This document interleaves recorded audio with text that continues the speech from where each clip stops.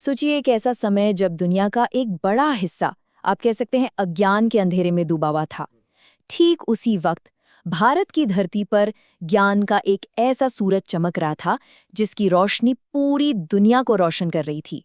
जी हाँ, हम बात कर रहे हैं नालंदा विश्वविद्यालय की, जो सचमुच में ज्ञान का एक महासागर था। अब किसी भी कहानी को पूरी तरह से समझने के लिए ना कभी-कभी उसके अंत से शुरू करना पड़ता है। और नालंदा की कहानी का अंत बहुत ही भयावह था। जो हुआ वो सिर्फ एक इमारत को जलाना नहीं था, नहीं, वो एक पूरी सभ्यता की यादों पर, उसकी पहचान पर हमला था। जैसा कि आज के इतिहासकार कहते हैं, ये एक कल्चरल जेनोसाइड था, एक सांस्कृतिक नरसंहार। तो फिर सवाल ये उठता है कि आखिर ऐसा क्या था नालंदा में? वो कौन सा ऐसा बेशकीमती खजाना था जिसके विनाश को सदियों गुजर जाने के बाद भी हम भुला नहीं पाए हैं, जिसकी राख आज भी इतिहास के पन्नों में सुलगती महसूस होती है? चलिए आज इसी सवाल का जवाब ढूंढते हैं। देखिए, इस तबाही के दर्द को महसूस करने के लिए ना पहले हमें उस खजाने की चमक को देखना होगा, उसकी भव्यता को समझना होगा। तो चलिए एक सफर पर चलते हैं, टाइम में पीछे, नालंदा के उस स्वर्ण युग में, जब वो सिर्फ एक यूनिवर्सिटी नहीं बल्कि दुनिया भर के लिए ज्ञान का केंद्र था।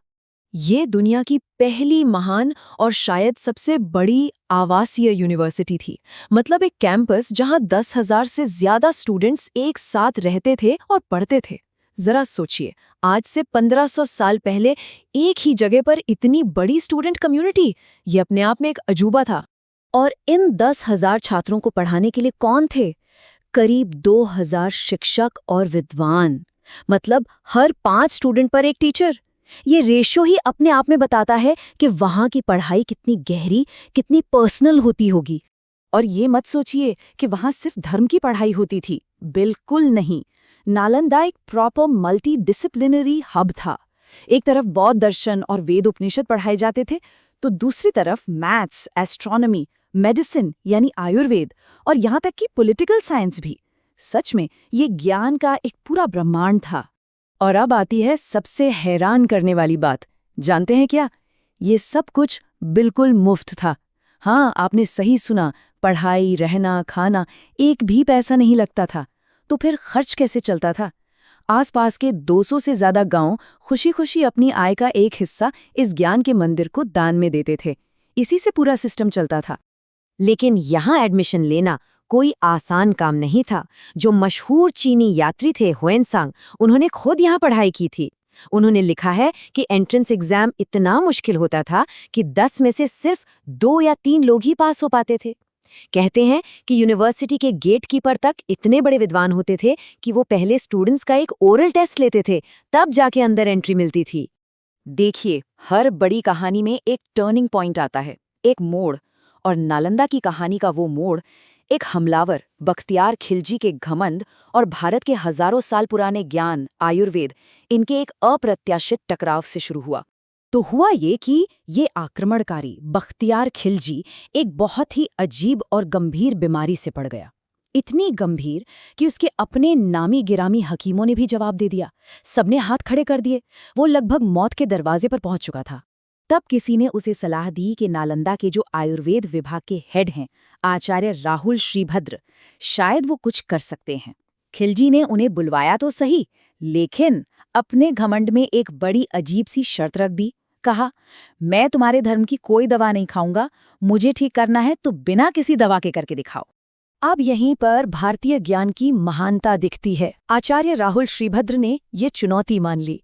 उन्होंने खिलजी को एक कुरान दी और कहा कि आप बस रोज इसके कुछ पन्ने पढ़िएगा। लेकिन उन्होंने बड़ी ही होशियारी से कुरान के पन्नों पर एक दवा का अदृश्य लेप लगा दिया था। वो जानते थे कि खिलजी पन्ने पलटते समय उंगली पर थूक जरूर लगाएगा और बस दवा अपना काम कर जाएगी। और हुआ भी वही। चमत्कार की तरह खिलजी बिल्कुल ठीक हो गया। लेकिन उसे शुक्रगुजार होना चाहिए था, है ना? पर नहीं, वो एहसान मानने के बजाय जलन और ईर्ष्या की आग में जलने लगा। उसका घमंड ये बात बर्दाश्त ही नहीं कर पाया कि जिन लोगों को वो कमतर समझता था, उनका ज्ञान उसके अपने हकीमों से इतना आगे कैसे हो सकता है? और बस इसी जलन ने, इसी इंटेलेक्चुअल इनसिक्योरिटी ने इतिहास के सबसे काले पन्नों में से एक को लिखा। खिलजी ने तय कर लिया कि अगर वो इस ज्ञान का मुकाबला नहीं कर सकता तो वो इस ज्ञान को ही जड़ से मिटा देगा, हमेशा हमेशा के लिए।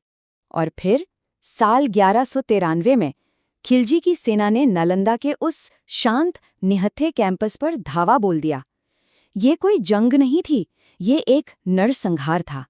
हजारों भिक्षुओं और विद्वानों को, जो सिर्फ पढ़ना पढ़ाना जानते थे, उन्हें बेरहमी से मौत के घाट उतार दिया गया। विद्वानों को मारने के बाद खिलजी का अगला निशाना थी नालंदा की आत्मा, यानी उसकी लाइब्रेरी, जिसका नाम था धर्मगंज। इसका मतलब होता है ज्ञान का खजाना। और ये कोई एक छोटी मोटी लाइब्रेरी नहीं थी, इसमें 3 बहुत बड़ी कई मंजिला इमारतें थीं। रत्नसागर, रत्नोदिधि और रत्नरंजक, जहां लाखों पांडुलिपियां रखी थीं। अब एक कहानी बहुत मशहूर है कि ये लाइब्रेरी महीनों तक जलती रही। देखिए, इस बात का कोई पक्का ऐतिहासिक सबूत तो नहीं है कि ठीक कितने महीने, लेकिन ये कहानी उस तबाही के पैमाने को जरूर दिखाती है।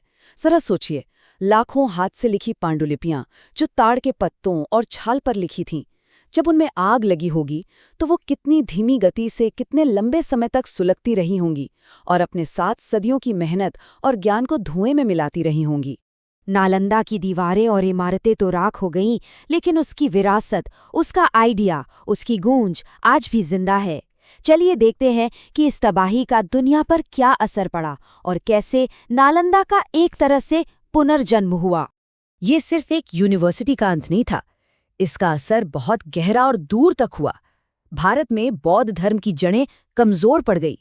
हजारों सालों से जमा किया गया ज्ञान, साइंस, मैथ्स, फिलॉसफी, वो सब हमेशा के लिए खो गया।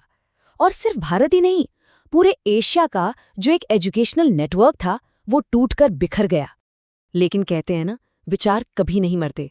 आग किताबों को जला सकती है, विचारों को नहीं। और इसी सोच के साथ साल 2010 में उसी प्राचीन जगह के पास नए और आधुनिक नालंदा विश्वविद्यालय को फिर से स्थापित किया गया। ये इस बात का प्रतीक है कि नालंदा की विरासत आज भी जिंदा है और पूरी दुनिया को रास्ता दिखा रही है। तो आखिर में बस एक सवाल के साथ आपको छोड़े जाता हूँ। जब कोई एक किताब जलाता है तो क्या सिर्फ कागज के पन्ने ही जलकर राख होते हैं, या उस आग में आने वाली न जाने कितनी पीढ़ियों के सपने, उनका भविष्य और एक बेहतर दुनिया बनाने की उम्मीद भी जल जाती है? इस पर सोचिएगा जरूर।